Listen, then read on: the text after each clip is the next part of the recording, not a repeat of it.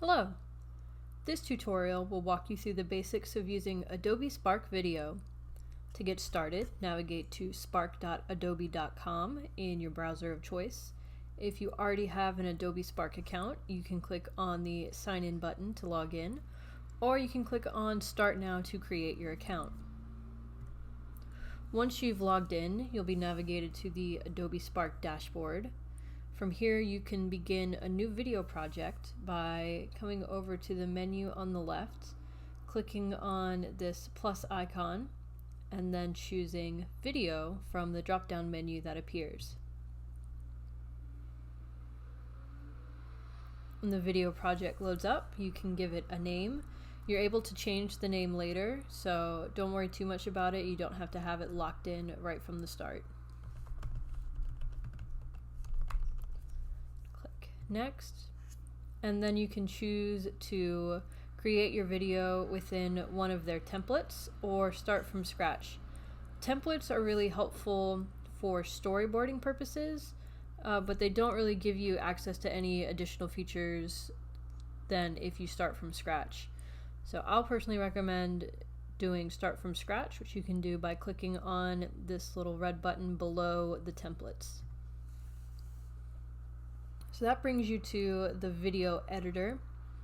Adobe Spark is a slide-based editor, so you can come down here to create new slides. Each slide can have up to 30 seconds of content on it, and then the final product will play those slides in a video format. So you can apply a theme to your project by coming up to the menu at the top right here and clicking on Theme. Themes are a visual style, the look of your content, so they establish the animation, color, style, and fonts for your project. So you can choose any one of these themes, and you can see they're kind of giving you a look at what the transition animation looks like when you hover over it, as well as what the font looks like. And then each one of the themes has different colors that you can choose from. So I'm going to go with statement and do that blue. So you can choose any one that you like, but you can only choose one theme and one color in the theme to apply to your project. So once you've got your theme chosen, you can start working on setting up the actual content for your video project. So on each slide, you can choose a single layout to use. The layouts are up in this menu right next to themes, so on the left here. And you can see there's 4 different layouts to choose. So you have full screen, which anytime you create a new slide, that's the default format, and this will display a single piece of content across the entire length of the slide. Or you can do split screen, which will do a 50-50 layout, so you can display 2 different content types side by side, choosing video, text, photo, or icon for either one. You can also do a caption layout, which overlays a text box with a semi-transparent background, so it'll stand out against whatever content you put to be like the full length of the slide.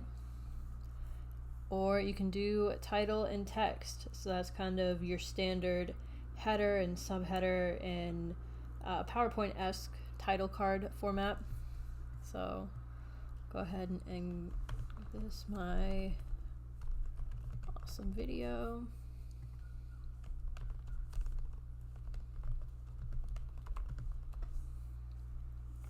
So the layout is how your content displays on the slide, and then on each slide you can create new ones by clicking the plus box over here, and that'll give you a new slide in your slide deck. And then adding in content, you have 4 different content options, so you can add in video, text, photo, or icons.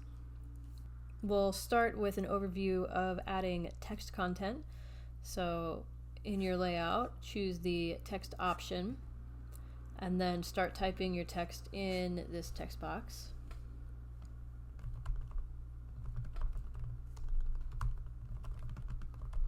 You can see Adobe kind of automatically resizes your text as you type it in, so it will fit within the area of the slide. You can also change the size of the font using the edit options at the top here. So I can make it smaller, make it bigger. If I decide I don't actually want a text box, I can click delete and choose which content again.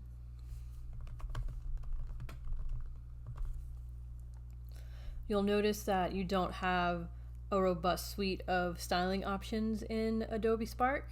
You can type your text, resize it, and that's about it. So if you need more specially formatted text, if you need things like bullet lists or italics, be able to underline it, or there's just a lot of text that you're trying to fit into a slide and make it look good, you're probably not going to want to do that text content within Adobe Spark. The best thing would be to format that slide on a different program, something like PowerPoint or Google Slides or even Canva, and then export it from there as an image and bring it into Adobe Spark that way. Once you have set up all of the content on your slide, you can designate how long the slide should play in the video. So if you look down at the bottom right hand corner here, there's a little clock icon, and when you click on that, it brings up a slider, and you can use that to adjust the length of the slide. So right now it's set to 30 seconds. I can't make it any longer than that, but I can make it anywhere between 0 and 30. So I'll set this one to 5, and we are good. The next thing we'll talk about is how to add images to your slides. So similar as the text content, you'll just create a new slide, choose your layout, and then for the content options, click on photo. And that will bring up the photo menu on the right here. Adobe Spark has access to a free stock library, so you can click on this top option, find free photos, and search through that library. These are going to be really generalized images. If you're looking for content that relates to a specific topic, especially historical topics, you're probably not going to find the content in here, but you can definitely look. So I'm just going to search for mountain. I can see there's tons of different images to choose from. I'm going to go with this one. And once I click on it, it automatically loads into Adobe. If I click on the pencil icon in the top right here, I can zoom in and out on the image, so I can kind of change the focal point a little bit. If you are using an image from another platform and you have to import it into Adobe Spark, you can do that by creating the slide, click on photo, and then let's go back to the main screen, and you can see up at the top here there's an option to upload photo.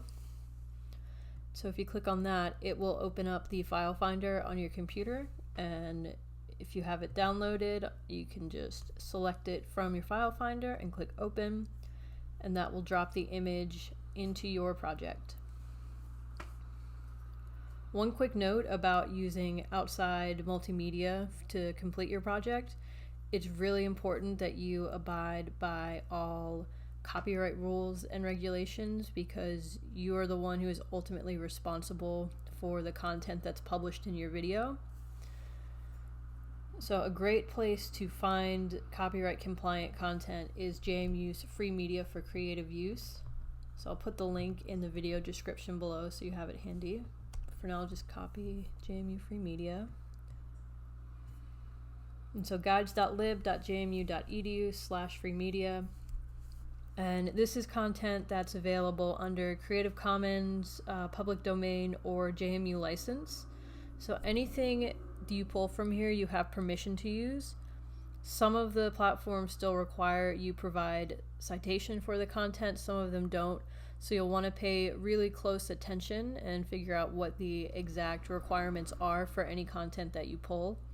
If you have questions about whether or not you can use a piece of content, feel free to reach out to your professor. You can reach out to me. You can also reach out to Howard Carrier in the library. He's the copyright expert, and he's very knowledgeable about all of this type of thing, and he'll be able to help you a lot. You can see over here we have image resources.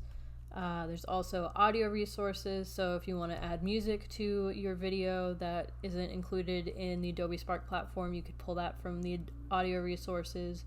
They also have video resources, so if you need some video clips, this would be a great place to look for those. But this is your one-stop shop. It's a great go-to for copyright compliant multimedia. So like we mentioned earlier, a slide can only display for up to 30 seconds at a time. But what you can do if you have content that needs to be displayed for longer than that, and you want it to look like one continuous piece of content and not have a transition animation between the two slides. If it is image or text content, you can get that continuous look by coming down to the slide deck here, clicking on the slide that you need to play for more than 30 seconds, and then go to the little meatball menu in the top right hand corner. And when you click on that, you'll get this drop down menu and choose the duplicate option. And so that's going to create an exact copy of the slide, and it will also play both slides as if they were one seamless piece of content. So you can repeat that as necessary. That's going to be the easy workaround for that 30-second limitation. There's a slightly different way to do it with video content, but more on that in a minute. So if you need to add video content to a slide, create the slide. We'll do video from these options. And Adobe doesn't have any stock video options, so you'll have to bring that in from a third-party platform. Again, just make sure you abide by copyright restrictions. So I loaded up something that I grabbed from the Storyblock site. So click on that, open, and that brings me to a page that I can select which portion of the video I want to include on my slide. So I can designate the starting point of the video with the white circle on top, and I can designate the end of the clip with the white circle on the bottom. So I will set it like that.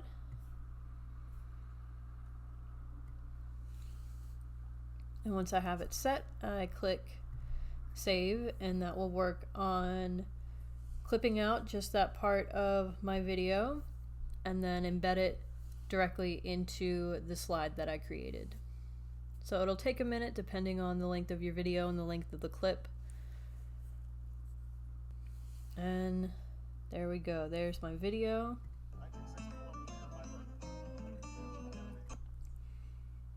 So you can see right now I can't really hear it very well because the music in the video is set to be pretty loud, but I could also see if I can adjust the volume of this video clip to be any louder. And I can do that by coming up to the pencil icon in the top right and coming down to this bottom option, the volume. And so right now it's set to soft, so I can boost it to be loud.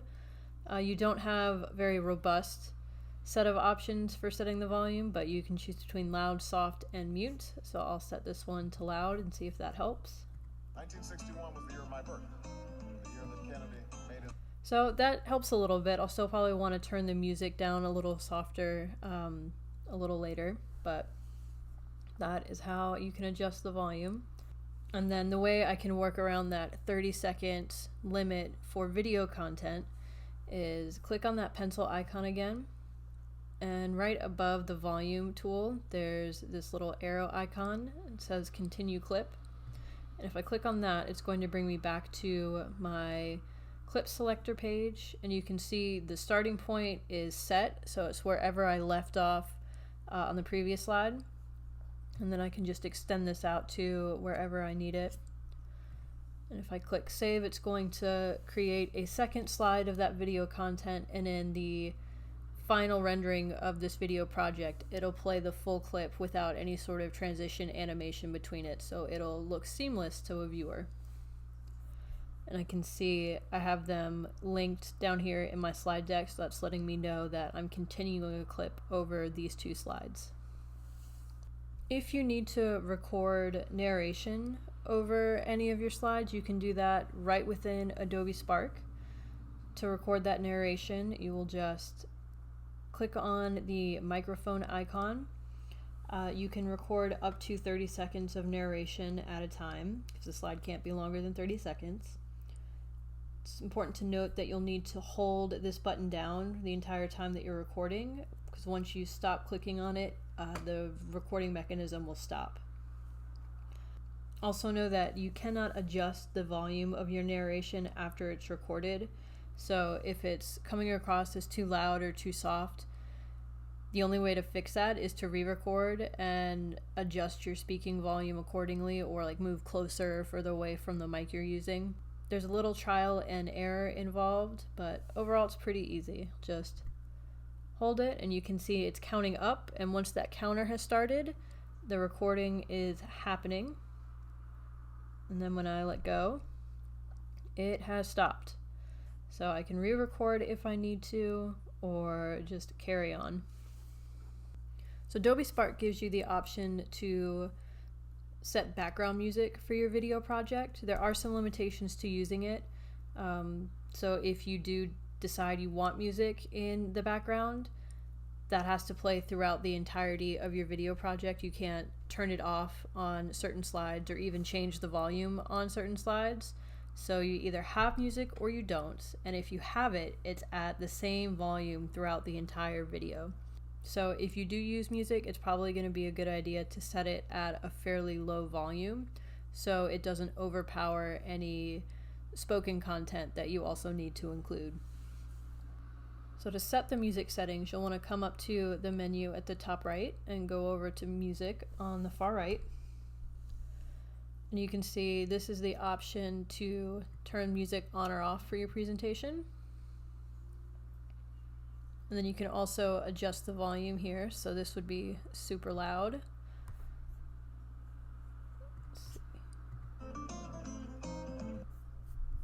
And this would be much quieter. They have a lot of different stock tracks that you can choose. They're segmented out by these different themes like happy, playful, relaxed, rousing, thematic, so on. You can sample the music, hear what it sounds like by hovering over it and then clicking on the play icon. So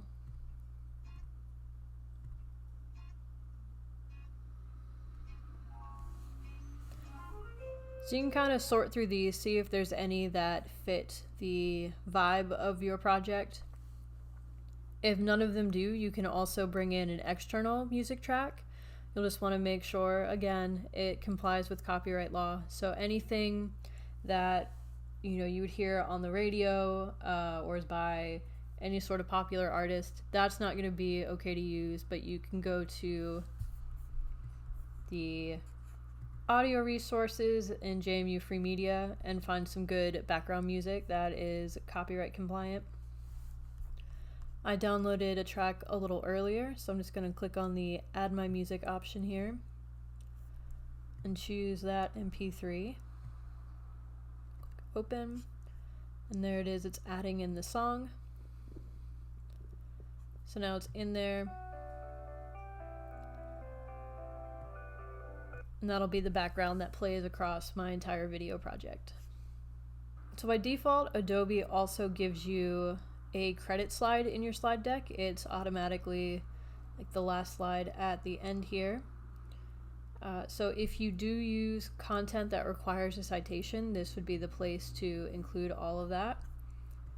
So you can come into the text box here and write out all of the source credits that you need to include, and this will play at the end of your video. If you don't have any copyright content that you need to cite, you can hide this slide by clicking on the little meatball menu in the slide deck here, and you can see there's the option to hide credits. So as you're working on your project, you can get a preview for what the final product looks like at any time by coming up to the center menu at the top here and click on preview on the left. And you can see this just gives you a look at what the video looks like. Counting up, and once that So that can be helpful just when you're trying to get a sense of what your video looks like, to making sure it's all flowing how you want to. You can see it in actual live video format rather than just these like static looking slides. So once you have created your project, you've added in all your content, you're ready to share it. You'll do that by using the share option in the menu here. So click on share and then click on publish from the menu that appears. So from here you can set your publishing options. So give your video a title, subtitle if necessary. You can choose whether you want your name or the name that you used when you created your Adobe account to appear with the published video. I usually like to turn that off. And you also have the option to give Adobe permission to highlight your project on their platform as an example of what folks are building with their tools. So this is entirely up to you. You can definitely keep it on. I usually like to keep it off just for a sense of privacy, but you do you. And so once you set all of these settings, click on create link, and that's going to publish your video at a static URL, so anyone can navigate to your video and see it if they have the URL. And you'll also have the option to get an embed code, so when you get to the point where this project is going on your class WordPress site, that's what you'll use to embed it in there. So now it has published my video, it's fully public. I have the link that I can use to share out with folks so anyone can see my content. And then there's some other sharing options, so you could include it on any of these platforms as well as the embed code, which we'll circle back to when it's time to talk about the website. Even once you have published your video, you're always able to go back and make edits. So if you are coming to it from your Adobe Spark dashboard, come down to projects in the menu here, and that's going to show you all of the content you've created on the Adobe Spark platform. So to open up your video again, just click somewhere within the content and that'll bring you back to the content editor. And then you can make any necessary changes.